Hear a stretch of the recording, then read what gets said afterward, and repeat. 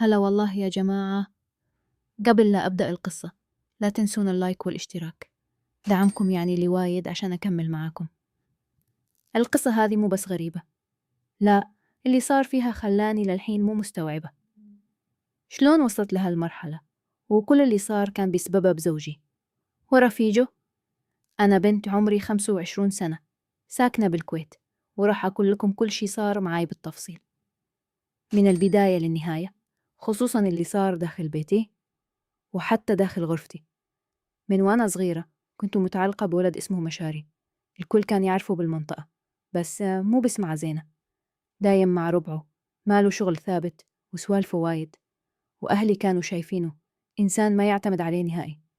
بس أنا كنت أشوفه غير، كنت أشوفه كل حياتي، وما كنت أسمع كلام أحد. تقدم لي أكثر من مرة، كل مرة أهلي يرفضونه رفض قاطع، بحجة إنه ما عنده وظيفة ولا مستقبل واضح. وصارت بيني وبين أهلي مشاكل كبيرة بسببه، مشاكل وصلت لمرحلة إني أوقف بوجههم عشان أتمسك فيه. لين بيوم من الأيام وبعد ضغط كبير مني وافقوا عليه غصب عنهم، وتم الزواج. بأول شهر زواج الأمور كانت تمشي بشكل عادي، مو سيئة، بس بنفس الوقت مو ذاك الشعور اللي كنت أتوقعه. كنت حاسة في شي ناقص، بس كنت أقول بيني وبين نفسي عادي، مع الوقت كل شي يتحسن. سكنة بشقة إيجار بمنطقة هادية، عقدها سنة، وكان هذا اللي يقدر عليه وقتها. بعد ما عدى تقريبا شهر بديت أتكلم معاه بموضوع الشغل بشكل مباشر. الحين إحنا صرنا ببيت واحد، ولازم يكون عندك شغل ثابت وتتحمل المسؤولية. هو ما قصر بالكلام، كل مرة يقول لي لا تحاتين، بدور شغل وكل شي بيصير زين. وكان فعلا كل يوم يطلع من البيت، بس يرجع متأخر، مرات الساعة 2 أو 3 الفجر. كنت أسأله وين كنت؟ وش سويت؟ يرد علي بكل برود، أنا الحين أشتغل مع واحد من رباعي عنده مشروع وأنا واقف معاه. كنت أحاول أفهم أكثر، بس كان دايم يختصر الكلام ويغير الموضوع. مرت الأيام شهر ورا شهر، وفجأة بديت ألاحظ شي غريب. الفلوس، مشاري صار كل 2 أو 3 يرجع ويحط على الطاولة رزمات فلوس، مو مبلغ بسيط، لا، بالغ كبيرة، مو شكلها حق واحد توا متوظف أو يشتغل شغل عادي. كنت أوقف عند الطاولة وأطالع الفلوس وأقول له من وين هالفلوس؟ يرد بسرعة شغل، قلت لك أنا مشارك مع رفيجي، لا تدخلين بهالسوالف.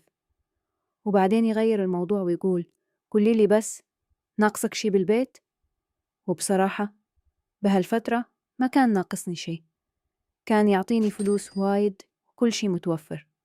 فكنت أسكت وأقنع نفسي إن الأمور طبيعية، بس داخلي كنت حاسة إن في شي غلط، شي مو مريح أبدا. واستمر الوضع هذا تقريبا سنة كاملة، نفس الروتين، نفس الغموض، ونفس الفلوس اللي تزيد يوم عن يوم. لين في يوم وأنا بالبيت فجأة يدق علي تلفونه. رديت عليه وصوته كان متوتر بطريقة ما قد سمعتها قبل.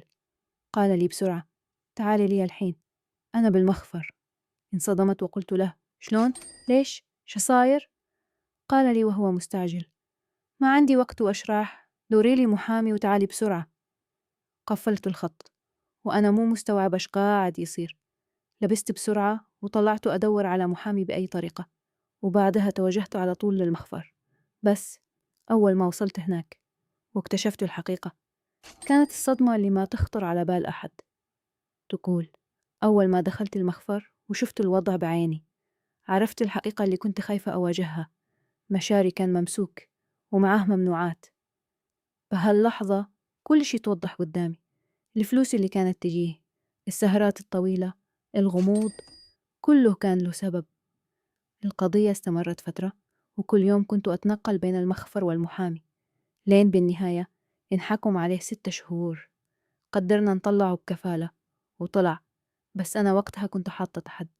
قلت له بشكل واضح إذا بترجع لهالطريق أنا ما راح أكمل معك. هو وافق وقال إنه خلاص بيتوب ويبدأ من جديد، وكان عنده شوية فلوس كان مخشيها من قبل.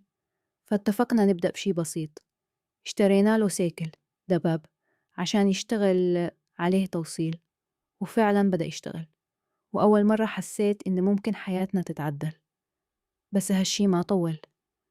بعد تقريبا شهرين رجع لي بيوم وهو متضايق وقال: الشغل هذا ما يجيب همه، بتعب وايد على الفاضي، بفكر أبيعه. انصدمت وقلت له: طيب إذا بعته شنو الخطة؟ شنو بتسوي بعدين؟ رد علي بكلمة واحدة: الله يسهل. وبالفعل ثاني يوم راح وباع السيكل، والمصيبة باعه بنص سعره تقريبا. خسر خسارة قوية. وهني الأمور بدأت تنهار بسرعة. الشقة اللي ساكنين فيها كان عقدها سنة وقرب ينتهي، وصاحب الشقة دق علينا وقال إنه بيرفع الإيجار. بهاللحظة حسيت إن الدنيا كلها سكرت بوجهي، لا في فلوس ولا في استقرار ولا حتى خطة. أما مشاري دخل بحالة غريبة، اكتئاب، عزلة، وصار يطلع مع ربعه أكثر من قبل. وبعد فترة بسيطة رجع لنفس الطريق، رجع يتعاطى مرة ثانية ويرجع البيت وقت الفجر وهو مو بوعيه، بالكاد يوقفوا على رجوله. حاولت أتكلم معاه، وقفوا، بس كأنه مو موجود. كل اللي يفكر فيه يقعد مع ربعه ويدخن وياهم وينسى كل شيء. لين وصلنا لمرحلة صعبة جدا، ما صار عندنا ولا فلس بالبيت. حتى هو صار يروح لربعاه ويخليهم يصرفون عليه ويقولوا لهم بحاسبكم بعدين. يعني فوق كل هذا صار مديون لهم بعد. هني أنا وقفت مع نفسي وقلت: خلاص، كذا ما ينفع. قلت له: أنا بنزل أشتغل، أي شغل، المهم نعيش. أنا مستحيل أمد إيدي لأهلي أو لأي أحد. ونزلت فعلا، لفيت أماكن وايد، سألت عن شغل بأي مكان، بس للأسف ما حصلت شيء. رجعت البيت ذاك اليوم وأنا تعبانة حيل من الحر ومن اللف ومن التفكير. دخلت غرفتي وبدون ما أحس نمت من التعب. بس ما طول نومي، صحيت بالليل على صوت ناس بالصالة. استغربت، قمت بهدوء وقربت من باب الغرفة وفتحته شوي، وشفت مشاري قاعد بالصالة ومعه 3 من ربعه. وهني بدأ شيء جديد ما كنت متوقعته أبدا. تقول: هذه كانت أول مرة أشوف ربعه داخل بيتي، أول مرة الوضع يوصل لهالدرجة. كنت واقفة داخل الغرفة مو عارفة شو أسوي، لا أقدر أطلع ولا حتى أناديه قدامهم. مسكت تلفوني ودقيت عليه. دقايق وجاني داخل الغرفة وهو متوتر. قلت له بصوت واطي: منو هذول وليش جايبهم البيت؟ قال لي بسرعة: وطي صوتك، هذول ربعي وليهم فلوس عندي، بس بنقعد شوي وننزل. استغربت وقلت له: ليش ما قعدتوا تحت؟ ليش طالعين فوق الشقة؟ رد وهو متضايق: هم قالوا لي إذا ما معاك فلوس تدفع لازم توفر لنا مكان نقعد فيه. وقفت لحظة واستوعبت الكلام. قلت له: يعني هم قاعدين يشربون عندي بالبيت عشان ما دفعت لهم فلوسهم؟ قال لي بكل برود: إيه. سكت شوي وبعدين قلت له: تمام، روح لهم وسكر الباب علي. طلع وسكر الباب، وقعدت أنا داخل الغرفة مو مستوعبة شو قاعد يصير بحياتي. قعدت على السرير ساعة، ساعتين، انتظرهم يطلعون، لين أخيرا مشوا. بس الموضوع ما وقف عند هالمرة، صاروا يجون كل 4 أو 5 أيام، نفس القعدة، نفس الوضع، ونفس الإحساس اللي يخنق. لين بيوم من الأيام ناداني مشاري من الصالة، قال لي: تعالي سوي لنا شي نشربه. انصدمت لأن المطبخ بعيد عن الغرفة ولازم أعدي من الصالة من عندهم. وقفت محتارة، بس بالنهاية لبست عبايتي وحطيت الطرحة وطلعت. وهذه كانت أول مرة يشوفوني فيها وأنا أمشي من قدامهم. حسيت كل العيون علي، نظراتهم كانت واضحة ومريحة أبدا مو كانت. دخلت المطبخ بسرعة، وبين ما أنا هناك سمعتهم يتكلمون. واحد منهم قال: يا أخي شلون أنت متزوج هالجمال؟ والثاني يضحك ويقول: حظك يا رجال، شلون مسيطر عليها؟ وقفت مكاني مصدومة، مو مستوعبة شلون يتكلمون بهالطريقة عني قدامه. والأصعب إنه ما رد عليهم. مع الوقت بديت أفهم الحقيقة. مشاري بينهم ولا شي. شخصيته ضعيفة، يسمع كلامهم بكل شي، يمشون يمين يروح يمين، شمال يروح شمال. وهذا الشي تأكد لي أكثر لما بيوم من الأيام دخل علي وقال: ترى واحد من ربعي عنده مشكلة مع أهله وبيجي يقعد عندنا يومين. ناظرته بصدمة وقلت: عفوا، ناقص بعد تجيب ربعك يعيشون معانا؟ قال بسرعة: لا لا، هو بيدفع لنا فلوس على اليومين. قلت له باستنكار: يعني بتاخذ فلوس من صاحبك وهو أصلا عنده مشكلة وتستغل وضعه؟ قال لي: لا، هو بنفسه عرض عشان يساعدنا شوي ويشاركنا بالمصاريف، وقال ما يبي يثقل علينا. وقفت أفكر لحظة، الوضع أصلا صعب وما عندنا فلوس. وبالنهاية قلت له: خلاص، سوي اللي تشوفه. بس ما كنت أدري إن هالقرار راح يفتح باب لشي أكبر بكثير. تقول بنفس الليلة وصل رفيجه. كان شكله عادي بالبداية، بس في شي داخلي كان مخليني مو مرتاحة أبدا. مشاري دخل وقال لي: حضري لنا العشاء. دخلت المطبخ، سويت الأكل ورتبته لهم بالصالة، وكنت ناوية أرجع غرفتي على طول. بس فجأة مشاري قال لي: اقعدي كلي ويانا. وانصدمت. حاولت أرفض، بس هو ورفيجه الاثنين قاموا يلحون علي بشكل غريب. اضطريت أجلس وأنا حرفيا مو مرتاحة. مسكت اللقمة بس ما كنت قادرة آكل. اللي كنت حاسة فيه إنه عيون رفيجه ما فارقتني لحظة، لدرجة حسيت إنه أصلا مو مهتم بالأكل، كل تركيزه كان علي. استحملت شوي وبعدها قلت خلاص، وقمت بسرعة ورجعت غرفتي. قفلت الباب ورحت نمت وأنا داخلي شعور غريب جدا. ثاني يوم قمت من النوم وطلعت للصالة، ما لقيت أحد. قلت يمكن طلعوا، بس لما طلعت عند الباب شفت جزمة رفيجه موجودة. وقفت شوي واستغربت. توجهت للغرفة اللي كان نايم فيها ولقيته قاعد لحاله ويدخن بكل هدوء. ناديت بصوت عالي: مشاري. ما رد. هاني عرفت إن مشاري مو موجود بالشقة. رفيجه رد علي وقال: ترى طلع قبل شوي، عنده مشوار مع واحد من ربعه وبيرجع. وبعدين قال: حتى تليفونه نسيه. هني حسيت بشي مو مريح أبدا. أنا بروحي مع واحد غريب داخل بيتي. حاولت أتجاهل الموضوع ومريت من قدامه بروح للمطبخ، بس وقفني وقال: ممكن أطلب منك طلب؟ قلت له بحذر: تفضل. قال: تسوين لي شاي؟ قلت: حاضر. ودخلت بسرعة، سويت الشاي وطلعته له، حطيته على الطاولة ولفيت بروح. بس فجأة قال لي: ليش مستعجلة؟ اقعدي شوي، أبي أتكلم معك بشي مهم. وقفت وترددت، بس الفضول غلبني. قعدت قباله وقلت: خير، شنو الموضوع؟ سكت لحظة وتنحنح، وبعدين قال شي غريب جدا: قبل لا أتكلم أبيك تجيبين المصحف. انصدمت وقلت: مصحف؟ ليش؟ قال: بس جيبيه وبفهمك كل شيء.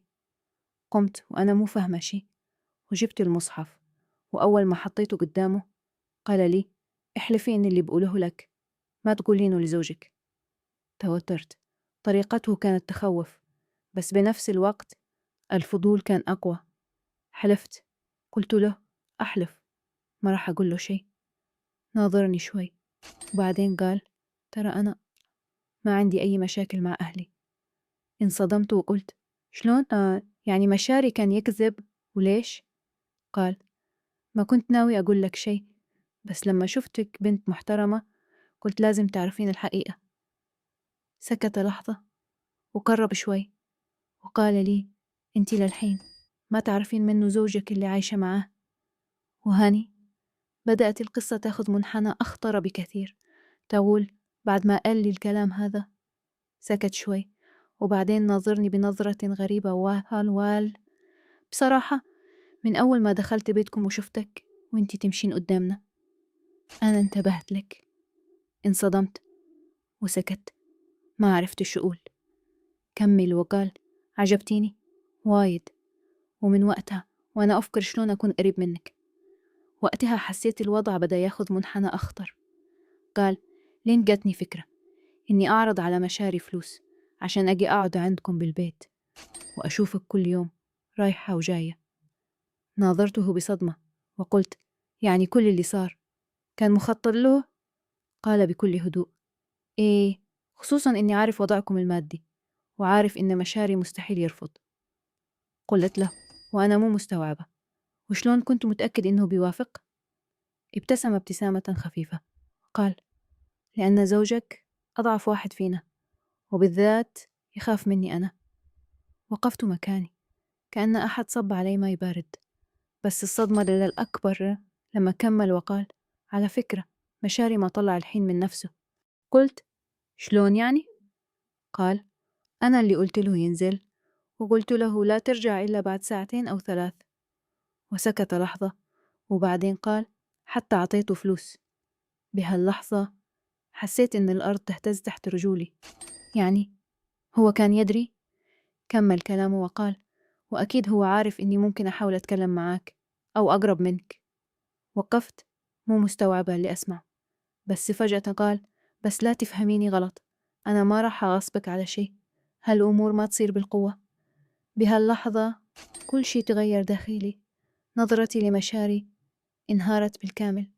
حسيت إني عايشة مع إنسان ما له قيمة، باعني بسهولة، وبنفس الوقت رغم خوفي حسيت إن رفيجه على الأقل صريح. بس هذا ما يعني إني مرتاحة، بالعكس كنت ضايعة أكثر. قلت له بصوت متوتر: أنا مصدومة، مو قادرة أستوعب اللي قاعد يصير. مستحيل أقدر أكمل معه، أنا بطلب الطلاق. أول ما قلتها تغير وجهه وقال بسرعة: لا، هذا اللي كنت خايف منه، عشان كذا ما كنت ناوي أقول لك شيء. استغربت وقلت: ليش؟ قال: خليك ذكية، لا تطلبين الطلاق الحين، اصبري شوي وخليه يجي منك بطريقة ثانية لأي سبب. وبعدين قرب شوي وقال: وصدقيني ما راح تلقين أحد يهتم لك مثلي. سكت لحظة وكمل: أنا من أول مرة شفتك وإنتي ما تطلعين من بالي. هني حسيت إني وصلت لحدي. قلت له: بس كفاية، أنا مو قادرة أسمع أكثر. تنهد وقال: يمكن أنا غلطت إني قلت لك كل شيء. قلت له: لا، مو غلط، بالعكس أنا عرفت الحقيقة، بس أنا الحين تعبانة نفسيا وما أقدر أكون مع أي أحد ولا أفكر بهالطريقة. بهاللحظة كنت واقفة بين صدمتين: خيانة زوج ونوايا خطيرة من شخص غريب. وما كنت أدري إن القرار اللي باخده بعد هالموقف راح يغير حياتي بالكامل. تقول بهاللحظة ما قدرت أتحمل أكثر، ودموعي نزلت غصب عني. كنت منهارة، مو قادرة أستوعب كل اللي صار بحياتي بهالفترة القصيرة. فجأة قام وقعد جنبي وبدأ يهديني ويقول: لا تخافين، أنا بغير حياتك وبخليك تعيشين أحسن عيشة، بس اسمعي كلامي ولا تحاتين. وبعدين قال جملة وقفتني: اللي يترك زوجته بهالطريقة ما يستاهلها أصلا. وسألني: إلا إذا كنت للحين تحبينه؟ مسحت دموعي وقلت له: لا، هذا كان زمان، الحين أنا بس أبي أطلع من هالحياة بأي طريقة. بهالفترة كنت ضعيفة جدا نفسيا وتعبانة من كل شيء، وهو كان دايم موجود، يسمعني، يهديني، ويحسسني إني مو بروحي. مع الأيام صار يقرب أكثر، يتعامل معي بطريقة فيها اهتمام، فيها احتواء، وأنا بدأت أتعلق بفكرة إن في أحد واقف معي بعد كل اللي صار. وقتها قررت القرار الكبير، طلبت الطلاق. وبعد فترة من المشاكل والضغط انفصلت عن مشاري بشكل نهائي. طلعت من العلاقة وأنا شايلة كل الذكريات السيئة وراي. بعد الطلاق رفيجه ما اختفى، بالعكس قال لي: خليك بالشقة وأنا بتكفل بكل شيء. وبالفعل صار يدفع الإيجار ويساعدني بالمصاريف ويوفر لي كل اللي أحتاجه. مرت الأيام والوضع تغير تماما، بس مع هالتغيير بدأت أفكر: هل أنا فعلا طلعت من مشكلة ولا دخلت بشيء ثاني؟ لأن رغم كل اللي سواه معاي في شيء كان مو واضح. ما كان يبي يرتبط بشكل رسمي، وكان دايم يتهرب من هالموضوع. الحين صار لنا فترة بهالوضع وأنا صرت محتارة، مو عارفة إذا اللي سويته صح ولا مجرد هروب من مشكلة لمشكلة أكبر. تقول: أنا الحين أبي أعرف لو كنتوا مكاني شنو بتسوون؟ هل القرار اللي خذيته كان صح؟ ولا كان المفروض أوقف من البداية؟ اكتبوا لي آراءكم بالتعليقات. أنا فعلا محتاجة أفهم وأشوف الأمور بشكل أوضح. مو كل اللي يبين لك طوق نجاة يكون فعلا ينقذك، أحيانا يكون بداية الغرق.